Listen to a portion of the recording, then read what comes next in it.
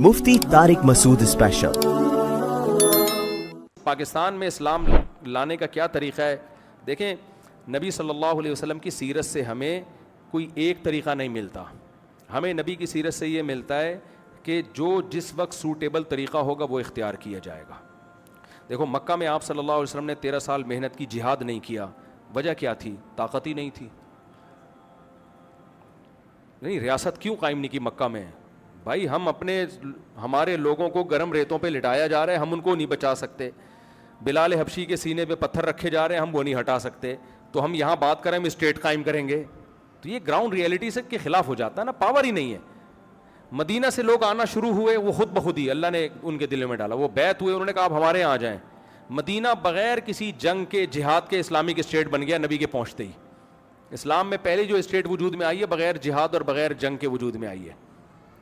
اب وہاں جاتے ہی آپ نے سب سے پہلے یہودیوں سے معاہدے کیے کہ جنگ نہ ہو، کیونکہ ہم کمزور ہیں بھائی، ہم نہیں لڑ سکتے، جنگ نہ ہو. اور پھر کیونکہ مسلمانوں کے معاشی حالات بہت خراب تھے، تو آپ کو پتہ چلا کہ قافلہ آ رہا ہے تو اس پہ ہم شب خون مارتے ہیں، کیونکہ مکہ والوں سے کوئی ایگریمنٹ نہیں تھا. تو ہم کیا کریں گے، 313 افراد کو لے جا کے وہاں سے جو ان کا راشن آ رہا ہے اس پہ ہم لڑیں گے، ان سے وہ لیں گے، کیونکہ ان سے جو جنگ چل رہی ہے نا. تو جب ہم لیں گے تو ہم اکنامکلی کیا ہو جائیں گے، تھوڑے مضبوط ہو جائیں گے. لیکن وہ اللہ کی طرف سے پوری جنگی ہو گئی، وہ نبی کا ارادہ نہیں تھا، کیونکہ 313 1000 سے اسباب کی دنیا میں لڑ نہیں سکتے. تو نبی نے نہیں لڑی ہے وہ جنگ، یعنی اللہ کی طرف سے جنگ ہو گئی اور اللہ نے فتح دے دی. غزوہ احد میں آپ دیکھیں، وہاں بھی پہل مشرکین نے کی، آپ نے پہل نہیں کی، کیونکہ گراؤنڈ ریئلٹی یہ کہہ رہی ہے بھائی ہم نہیں لڑ سکتے. تو مشرکین نے حملہ کیا، آپ نے دفاع پر اکتفا کیا. اس میں پھر شکست بھی ہوئی، اور شکست اس سینس میں کہ بہت سے لوگ شہید ہو گئے، نقصان ہوا، اللہ کی طرف سے حوصلہ افزائی ملی. پھر اس کے بعد خندق ہوئی ہے، اس میں بھی آپ نے پہل نہیں کی ہے. سارے عرب قبائل نے مل کے مدینہ کا گھیراؤ کیا، آپ نے صرف ڈیفنس پہ اکتفا کیا، بھائی ان کو کسی طرح اندر آنے سے روکو. یہ نہیں ہے کہ جی ہم جا رہے ہیں بڑھ چڑھ کے حملے کریں گے. اس کے بعد جب غزوہ خندق کے بعد آپ نے فرمایا اب پہل کون کرے گا، اب ہم اتنی پاور میں آ گئے، اب پہل ہماری طرف سے ہوگی. تو یہ سارے چیزیں گراؤنڈ ریئلٹی کو دیکھ کر ہو رہی ہیں. ابھی بھی پاکستان کو اگر آپ اسلامک اسٹیٹ بنانا چاہتے ہو، دو طریقے ہیں آپ کے پاس. ایک طریقہ یہ ہے کہ میں اور آپ، یہ جو بھائی صاحب ادھر توجہ کریں، ادھر، ایک طریقہ یہ ہے کہ میں اور آپ ایک تنظیم بناتے ہیں، خلیفہ بناتے ہیں، اور پھر ہم کیا کرتے ہیں، ٹینک خریدتے ہیں، پریکٹس کرتے ہیں، اور جے کے اسلام آباد پہ قبضہ کر لیتے ہیں. یہ 20-30 سال میں بہت دفعہ ہو چکا ہے. اور بعض دفعہ جو یہ کام کر رہا ہوتا ہے وہ خود فوجیوں نے بٹھایا ہوا ہوتا ہے دیکھنے کے لیے کہ اس میں کتنے کتنے لوگ آتے ہیں. اور یہ طریقہ اسلامی کسی بھی مسلم کنٹری میں جب بھی ہوا ہے، ناکامی کے سوا کچھ بھی حاصل نہیں ہو. یہ جو مصر میں داڑھیوں پر پابندی لگی، پردے پر پابندی لگی، کیوں لگی ہے؟ وہاں جو مذہبی لوگ تھے نا، انہوں نے اسٹیٹ کے خلاف بغاوتیں کی ہیں، تو ان کو ہمیشہ خطرہ ہوا داڑھی والوں سے. تو وہ جو رہا سا اسلام تھا نا، وہ بھی ختم کر دیا انہوں نے. تو ایک طریقہ تو یہ. دوسرا طریقہ یہ ہے کہ ہمارا آئین اسلامی ہے. آئین کہتا ہے کہ قرآن و سنت کے خلاف کوئی قانون نہیں بنے گا، لیکن اس آئین کا جو امپلیمنٹ ہے اس کو کیا کرتے ہیں، الٹے سیدھے قوانین کو مشرف با اسلام کر کے تھوپ دیا جاتا ہے. یعنی اگر حکومت چاہے گی نا کہ ہم چرس پھیلائیں، تو اس میں بھی کسی مفتی کو بلائے گی. پاکستان سے نہیں ملے گا تو کہیں سے، پوری دنیا میں مفتی مارکیٹ میں ہول سیل کے حساب سے پڑے ہوئے ہیں، بلا کے چرس کو اینٹی ڈپریشن ٹیبلٹ بنا کے، اینٹی ڈپریشن پاؤڈر اور اچھی سی پیکنگ میں مارکیٹ میں پھیلا دیا جائے گا. لوگ ثواب سمجھ کے پی رہے ہوں گے، اس کو فتویٰ بھی آ جائے گا. یہ چل رہا ہے مارکیٹ میں. تو اب ہم کیا کرتے ہیں، جو جامعۃ الرشید کا جو ایک موٹیو ہے وہ یہ ہے کہ بھائی پاکستان کا آئین اسلامی ہے، لکھا ہوا ہے کہ قرآن و سنت کے خلاف کوئی قانون نہیں بنے گا. اور اتنی مضبوط شق ہے کہ اس کو اسمبلی میں 100% افراد مل کے بھی نہیں نکال سکتے. وجہ اس کی ہے کہ پاکستان اس بیس پہ انڈیا سے الگ ہوا ہے، کیونکہ اس شق کو اگر نکال دیا تو انڈیا بین الاقوامی عدالت میں کیس کرے گا کہ بھائی تمہاری جو علیحدگی کی بنیاد تھی وہ ختم ہو گئی ہے. تو یہ یعنی میں اور آپ عملی طور پر اسلام چھوڑ سکتے ہیں، اللہ ہمیں بچائے، لیکن آپشن ہے. کوئی مرتد ہو جاتے ہیں نا لوگ، پاکستان کے پاس مرتد ہونے کا آپشن ہے ہی نہیں. یعنی یہ اتنی پازیٹیو چیز ہے ہمارے لیے. سعودی عرب کا آئین غیر اسلامی بن سکتا ہے، نہیں بنے گا لیکن بن سکتا ہے، ہمارا نہیں بن سکتا. تو اتنی پازیٹیو چیز ہے پاکستان میں کہ اس کا آئین غیر اسلامی بننا کا آپشن ہی نہیں ہے. اب مسئلہ کیا ہے کہ ملک چلاتے ہیں چند طاقتیں. نمبر 1 سیاستدان، نمبر 2 فوج، تیسری عدلیہ، چوتھے بیوروکریٹس جو ہوتے ہیں. یہ 4 طاقتیں ہیں جو کنٹری کو چلاتی ہیں. یہ چاروں میں 2 نمبریاں بہت ہیں. یہ جنرل مشرف نے آ کے عدالتی خلا کا قانون ہم پہ تھوپ دیا اور اس کو مشرف و اسلام بھی کر دیا. وہ اتنا فیملی سسٹم ہمارا تباہ ہو رہا ہے. تو یہ 4 چیزیں صحیح ہو سکتی ہیں. اب ان کو صحیح کرنے کا, یہ 4 ادارے ٹھیک ہو جائیں نا تو ملک کیا ہو جائے گا, پہلے سے اسلامی ہے بھائی, وہ امپلیمنٹ ہونا شروع ہو جائے گا اس کا. تو 4 اداروں پہ اگر ہم محنت کر لیں, فوج پہ محنت کر لیں, بیوروکریسی پہ محنت کر لیں, سیاستدانوں پہ محنت کر لیں, ہم ہر طرح سے محنت کریں, ان پہ محنت بھی کریں ان لوگوں پہ. دوسرا, یہ ہمیشہ دنیا میں نہیں رہیں گے, ایک نئی جنریشن آ رہی ہے, تو آپ سیاست میں نہیں بھیج سکتے. باقی سارے ادارے میرے اور آپ کے پاس ہیں, ہمارے بچوں کے ہیں. وہ ایک صاحب نے مجھے کہا لاہور ہائی کورٹ کے جج نے اتنا غلط فیصلہ کیا, مفتی صاحب آپ اس کے خلاف بیان کرو. میں نے کہا میں بیان کروں گا, ایک فیصلہ میرے خلاف بھی ہو جائے گا. پھر میں فون کروں گا جیل سے, اس نے میرے خلاف فیصلہ کیا, مولوی صاحب اس کے خلاف بیان کرو, اگلے جیل ان کے لیے ہوگا. میں نے کہا سوٹیبل طریقہ نہیں ہے. کہتے پھر کیا کروں. میں نے کہا آپ کے کتنے بیٹے ہیں؟ انہوں نے کہا 4 بیٹے. میں نے کہا آپ نے ایک بیٹے کو سپریم کورٹ کا جج بنانا ہے, ابھی سے فیصلہ کر لو آپ, اور اس کی ٹریننگ اپنے حساب سے کرنی ہے. میں نے کہا 4 کو سپریم کورٹ کا جج بنانا ہے, 4 میں سے ایک نہ ایک سپریم کا نہیں ہائی کورٹ تک تو انشاءاللہ پہنچ جائے گا. اور اس کو پہلے سے سمجھاؤ کہ بیٹا یہ اسلامی کنٹری ہے اور اس میں تم نے یہ کچھ کرنا ہے. تو اگر ہم 50 سال پہلے یہ پلان بنا کے کام کر رہے ہوتے تو آج ہمیں اس کا رزلٹ دیکھنے کو مل رہا ہوتا. ہمارا مذہبی طبقہ مسجد اور مدرسوں تک محدود رہا ہے, اور لبرل طبقہ مسجد سے بالکل دور رہا ہے. تو مسٹر اور ملا 2 الگ الگ ٹرینیں ہیں جن کی دمیں آپس میں ملتی ہیں, انجن بالکل وہ ادھر. تو ملک سیکولر لبرل قوتوں کے حوالے اور مسجدیں مولویوں کے حوالے, اور اس میں بھی کوئی کرائٹیریا نہیں ہے کہ وہ کوئی کہیں سے فارغ بھی ہے یا نہیں. تو پلاننگ ہی ہم نے کچھ کی نہیں ہے نا پاکستان کو اسلامائزیشن کی طرف لانے کی. اس کا پھر نتیجہ نکلتا ہے یونیورسٹیوں میں ایسے ایلیمنٹ پیدا ہوتے ہیں جو بغاوت پہ لے کے جاتے ہیں, جو رہی صحیح طاقت ہے تاکہ اس کو بھی ختم. تو ایجوکیشن کو فوکس کریں, اسکول بنائیں, یونیورسٹیاں بنائیں. دیکھو عیسائی مشنریاں پوری دنیا میں اسکول بناتی ہیں, پھر اس کے ذریعے عیسائیت کی تبلیغ کرتے ہیں. ہمارا زور مدرسوں پر ہے سارا. مدرسے بھی ہونے چاہیے, لیکن 99% جو پبلک ہے وہ اسکولوں میں جاتی ہے. آپ اپنی کسٹڈی میں اسکول بناؤ, ماحول اسلامی دو, ایجوکیشن اس کو اچھی دو, اور انہی اسکولوں سے نکل کے لوگ فوج میں بھی جائیں گے, اور عدلیہ میں بھی جائیں گے, اور سیاست میں بھی جائیں نہ جائیں وہ تو سسٹم کے تحت ہی ہوتی ہے سیاست. بہرحال تو ہر جگہ جب اچھے لوگ جائیں گے تو ملک میں تبدیلی آئے گی. طیب اردگان جس پارٹی سے تعلق رکھتا ہے, انہوں نے 50 سال پہلے ترکی میں یہ شروع کیا تھا. آج 50 سال کے بعد ترکی میں اس کے اثرات نظر آ رہے ہیں. ترکی میں اللہ کا نام لینے پر پابندی تھی, اذان پہ پابندی, اسمبلی میں تو سوال ہی پیدا نہیں ہوتا. 1 نمبر سیکولر آرمی تھی ترکی کی. میں 3-4 دفعہ ترکی جا چکا ہوں, وہاں کے افسروں کو میں نے نماز پڑھتے ہوئے دیکھا, فوجی افسروں کو. اب تقریر سے پہلے بسم اللہ الرحمن الرحیم پڑھا جاتا ہے. اب لوگ کہتے ہیں ترکی میں جا کے وہاں اتنی بے حیائی ہے. بھائی آپ ترکی کو 50 سال پہلے والے ترکی سے کمپیئر کرو, ترکی کو پاکستان سے کمپیئر نہیں کرو. پہلے کا ترکی اور آج کا ترکی بہت بدل چکا ہے, اور جس ٹریک پہ چل پڑا ہے تو 20-30 سال کے بعد حالات کچھ اور ہوں گے ترکی کے. انہیں ڈرامے بنائے کیسے, خلافت کو دکھایا انہوں نے.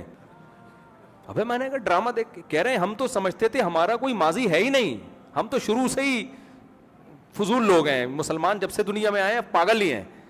ہمیں تو وہ ارطغرل دیکھ کے پتا چلا یار ہمارا ماضی کتنا شاندار تھا بھائی.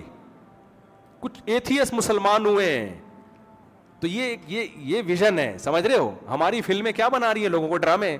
ہمارے جو ڈرامے ویژن کے بغیر ہیں وہ ڈرامے. اس میں ہے کہ دیور کا بھابھی سے چکر چل رہا ہے. دیور کا کس سے چکر چل رہا ہے؟ بھابھی سے. شوہر نے 3 طلاقیں دی ہوئی, حلالہ کروایا جا رہا ہے بیوی کا. یہ بےغیرتی ہمارے ہاں دکھائی جا رہی ہے. پھر جناب وہ بیوی بھاگ گئی, غریب شوہر تھا.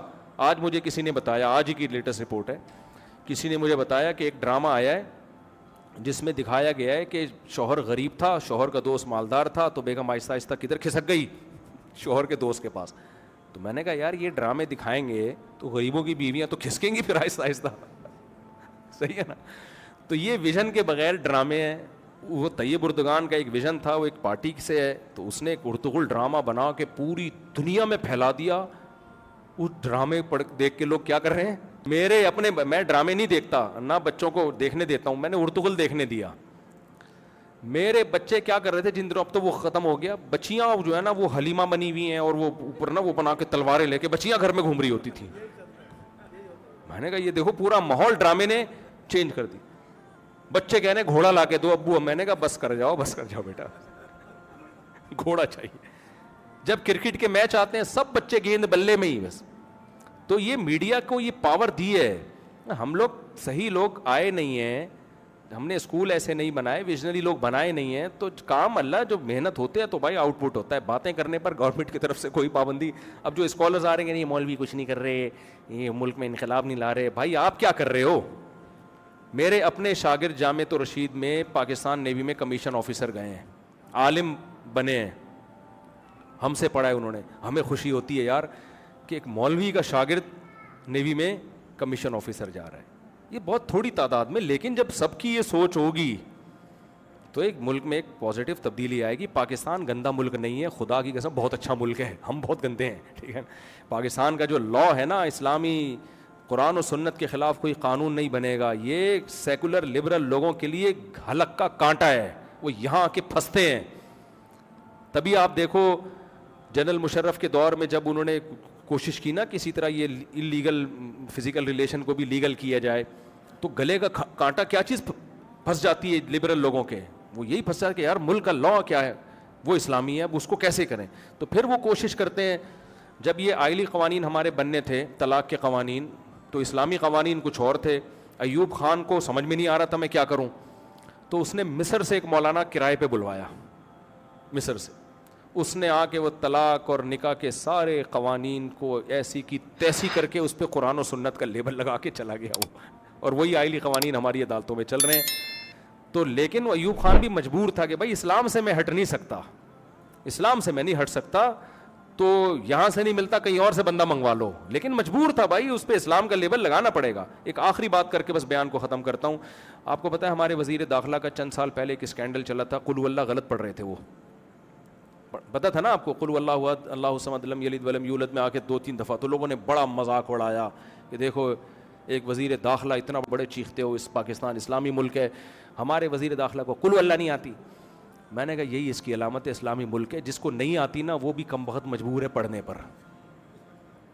امریکہ میں تو نہیں ہوتا, جس کو نہیں آتی وہ بھی پڑھے قل واللہ. کیا خیال ہے؟ میں نے کہا یہی تو اسلامی ہے بھائی, کہ وہ کیوں پڑھ رہا ہے, اس کو پتہ ہے مجھے اپنا اسلامی تشخص دکھانا پڑے گا, نہیں آتی پھر بھی اٹک اٹک کے پڑھ رہا ہے. تو یہ دنیا میں کہیں نہیں ملے گا میرے بھائی, آپ کو دنیا میں نہیں. ابھی بھی بہت ساری چیزیں پازیٹیو ہیں. آپ کو ایئرپورٹ پہ شراب نظر نہیں آتی, لوگ کہتے ہیں ابے نظر نہیں آتی, چھپ چھپ کے سب پیتے ہیں. بھائی یہ پازیٹیو ہے کہ چھپ کے پی رہے ہیں, صحیح ہے نا. جاپان میں چھپ کے نہیں پیتے, ملیشیا میں, اسلامی ملکوں میں چھپ کے نہیں پیتے. یہ تو پاکستان ہے جس میں پی آئی اے میں شراب نہیں ہے.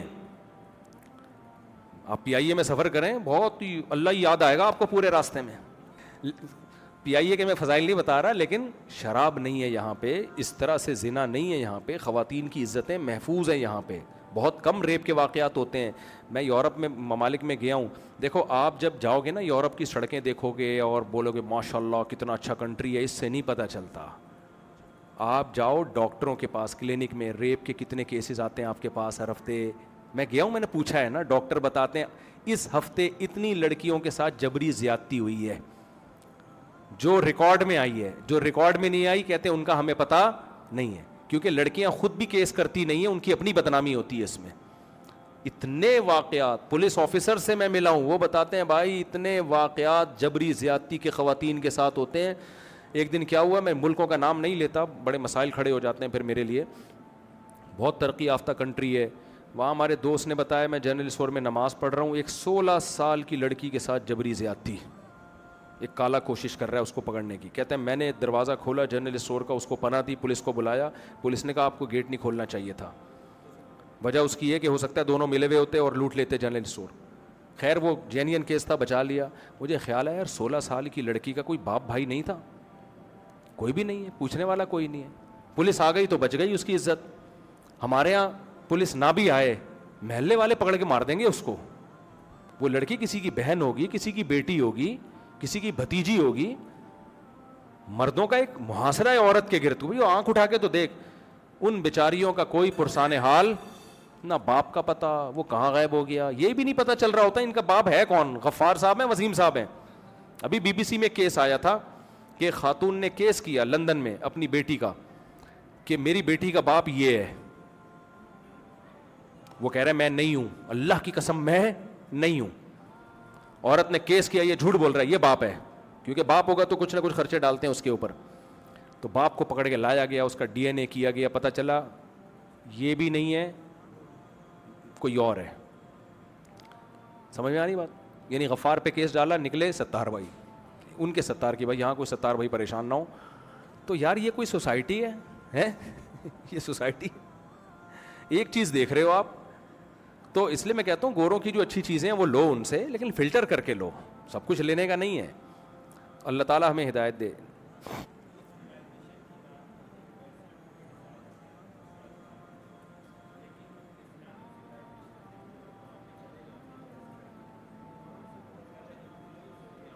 جی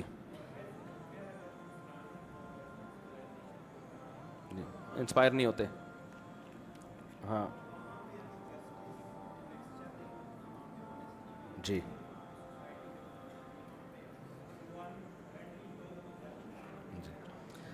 دیکھیں اس کی وجہ یہی ہے نا کہ یہ اسلام کا قصور نہیں ہے نا. اسلام ہے کہاں, اسلامی ملکوں میں اسلام ہوتا تو ہم کہتے نا, تو ہے نہیں نا. انہوں نے جو اسلام کی جو اس طرح کی تعلیمات تھیں وہ لے لی انہوں نے, ایمانداری, دیانتداری. اب قرآن کیا کہتا ہے, ناپ تول میں کمی کرنے والوں کو کیا خوف نہیں ہے کہ خدا کو جواب دینا پڑے گا. قرآن کہتا ہے ایک قوم ناپ تول میں کمی کرتی تھی, ہم نے پوری قوم تباہ کر دی. لیکن ماشاءاللہ یہ آیتیں ہم تراویح میں پڑھ پڑھ کے رو رہے ہوتے ہیں, اس کے بعد جا کے پھر وہی خود ٹھگ رہے ہوتے ہیں کسٹمر کو. تو باتیں کرنے پر گورنمنٹ کی طرف سے کوئی پابندی نہیں ہے. میں بھی بہت اچھی اچھی باتیں کر رہا ہوں, آپ بھی کر رہے ہیں. پریکٹیکلی اصل میں یہ تعلیمات بھی ہماری سوسائٹی میں ہے نہیں. مذہب کا ایک رخ دکھایا جاتا ہے, دوسرا رخ دکھایا ہی نہیں جاتا نا. اللہ نے شعیب علیہ السلام کی قوم کو کرپشن کی وجہ سے ہلاک کیا ہے. پوری قوم تباہ ہوئی ہے کس جرم میں؟ کرپشن تھی اس میں. تو یہ اتنا بڑا جرم ہے کرپشن, ہم سب کر رہے ہیں. میں نے 5 بڑے بڑے اسمگلروں کے نام سنے, میں نام ان کے نہیں لوں گا, ایسا نہ پولیس والے مجھے بولیں کہاں ہیں وہ, تو میں پھر چوڑے میں آؤں گا. اور بہت بڑے بڑے ڈرگس کے اسمگلر ہیں, چرس اور ہیروئن کے, اور 5 کے نام بتاؤں کیا ہیں؟ فرضی نام لے رہا ہوں, اوریجنل نام نہیں ہے. ایک کا میں نے پوچھا یار اس کا نام کہتے ہیں حاجی سلیم, یہ کون ہے جی حاجی جمشید, یہ کون ہے جی حاجی ستار, یہ کون ہے جی حاجی وسیم, یہ کون ہے جی حاجی غفار. میں نے کہا حاجی لگانا ضروری ہے یار, کام کیا ہے؟ ہیروئن کے اسمگلر, چرس کے اسمگلر, کھرب پتی, سب کیا ہیں؟ حاجی. اور آپ ان کے کپڑے دیکھیں, سفید کاٹن کلف, مونچھیں وونچھیں صاف, ایسے لگ رہا ہے آدمی کہتا ہے ابھی حج کر کے ابھی آیا ہے. صحیح ہے نا؟ تو یہ چل رہا ہے مارکیٹ میں.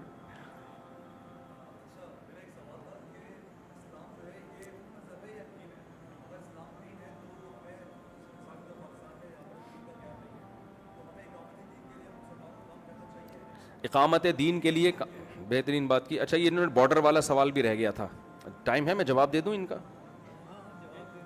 2 سوالوں کا میں جواب دے دوں, 2 سوالوں کا جواب دے دیتا ہوں. دیکھیں اسلام میں بارڈر کا حقیقت میں تو تصور نہیں ہے, ٹھیک ہے نا, ایک دارالاسلام اور ایک دارالحرب. لیکن کچھ چیزیں ہونی چاہیے, ہوتی نہیں ہیں. جب نہیں ہے تو پھر کیا کرنا چاہیے, یہ بھی اسلام نے ہمیں بتایا ہے. میں ایک مثال سے بات سمجھاتا. اسلام نے کہا جو حاکم ہے نا, جو آپ کا خلیفہ یا لیڈر یا حاکم, وہ نیک ہونا چاہیے, وہ پڑھا لکھا ہونا چاہیے, وہ عالم ہونا چاہیے. کیا خیال ہے؟ ہونا تو یہی چاہیے. لیکن جب نہیں ہے تو کیا کریں؟ ہے کون جناب؟ تو اب کیا کریں, اس کو بم سے اڑا دیں؟ تو اسلام نے دوسرا بھی ہمیں حکم دیا, اسمعوا واطیعوا ولو استعمل علیکم رجل حبشی کأن رأسہ ذبیبہ. صحیح بخاری مسلم کی بہت ساری حدیثیں اس پر, کہ جب بھی کوئی ایک حاکم ہو, چاہے جو مرضی ہو, تم نے امت کی اجتماعیت کے لیے اس کی اطاعت کرنی ہے. اور آسان, میں آپ کی بات کی طرف آ رہا ہوں. امام کیسا ہونا چاہیے؟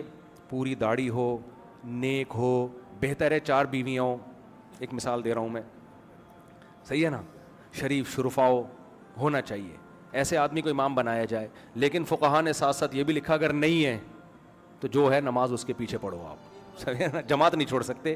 کیوں؟ اسلام اجتماعیت پہ زور دیتا ہے. کسی کی انفرادی حیثیت کو خراب بھی ہے برداشت کیا جائے گا اجتماعیت کے لیے. تو صحیح مسلم کی حدیث کہ جب مسلمانوں کا کوئی ایک امیر بن جائے, اس کے خلاف جو بھی کھڑا ہو اس کو قتل کر دو, کائنم من کان, کتنا ہی نیک کیوں نہ ہو, کتنا ہی اچھا کیوں نہ ہو.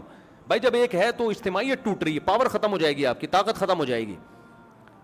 تو اس کی وجہ تبھی یزید کے ہاتھ پہ زیادہ تر صحابہ نے بیعت کی ہے, حالانکہ اس پہ بڑے اشکالات تھے, لیکن وہ بیعت اسی بیس پہ کی ہے, بھائی پاور اس کے پاس ہے. تو اگر ہم بغاوت کریں گے تو 2 ریاستیں ہو جائیں گی, امت کا شیرازہ بکھر جائے. حجاج بن یوسف کتنا ظالم تھا, حضرت ابو ہریرہ جیسے صحابی حجاج بن یوسف کے پیچھے نماز پڑھا کرتے تھے, آ کے جمعے کی نماز بھی اسی کے پیچھے پڑھ رہے ہیں, اسی کی اطاعت کر رہے ہیں, بڑے بڑے صحابہ. تو ہونا تو بہت کچھ چاہیے, یہ لکیریں نہیں ہونی چاہیے, سعودی عرب, پاکستان, مسقط, دبئی ایک اسلامک اسٹیٹ ہونی چاہیے. لیکن جب نہیں ہے تو کیا کریں؟ تو ان کو جوڑنے کے چکر میں اگر یہ ڈر ہے نا کہ مزید ٹوٹ جائیں گی, تو بھائی جتنے ٹوٹے ہوئے ہیں فی الحال اس پہ گزارا کرو. تبھی آپ دیکھو بنو امیہ کے دور میں ایک اسلامک اسٹیٹ تھی, جب بنو امیہ کے خلاف بغاوت ہوئی ہے بنو عباس نے, تو وہ ایک اسٹیٹ نہیں بنی, اس بغاوت کے نتیجے میں اسلامک اسٹیٹ 2 حصوں میں ڈیوائیڈ ہو گئی. پہلی دفعہ اسلام میں یہ دراڑ آئی تھی کہ جی بنو امیہ نے ظلم کیا تو ہم ان کے خلاف بغاوت کریں گے. بغاوت ہوئی تو کیا ہوا, اسلامک اسٹیٹ 2, اندلس میں الگ خلافت قائم ہوئی اور ادھر بصرہ کوفہ میں الگ خلافت قائم ہوئی. پھر اس کے بعد سے خلافتیں در خلافتیں, پھر جو خلافت عثمانیہ تھی بہت بڑی تھی, لیکن ہندوستان میں وہ نہیں تھی. ہندوستان میں الگ مغلوں کی حکومت تھی, وہ بھی اسلامی ریاست تھی ہندوستان کی, وہ مغلوں کی حکومت تھی. ادھر مسقط میں الگ حکومت تھی. تو اسلامک اسٹیٹ بنو امیہ کے بعد آج تک کبھی ایک خلیفہ پہ لوگ جمع نہیں ہوئے ہیں. تو سب علماء کا ہمیشہ سے یہی فتویٰ ہے کہ جہاں جو خلافت ہے, جو حکومت ہے, اس کو مزید توڑنے کی کوشش نہ کی جائے, وہیں کے جو بادشاہ اس کی اطاعت کی جائے. تو کچھ کام ہونے چاہیے, لیکن نہیں ہو رہے تو ہم گراؤنڈ ریئلٹی کو دیکھ کے چلیں گے. ان کو ایسے طریقے سے جوڑنے کی کوشش کرنا کہ وہ مزید ٹوٹ جائیں, یہ نہیں ہو سکتا, یہ جائز نہیں ہے.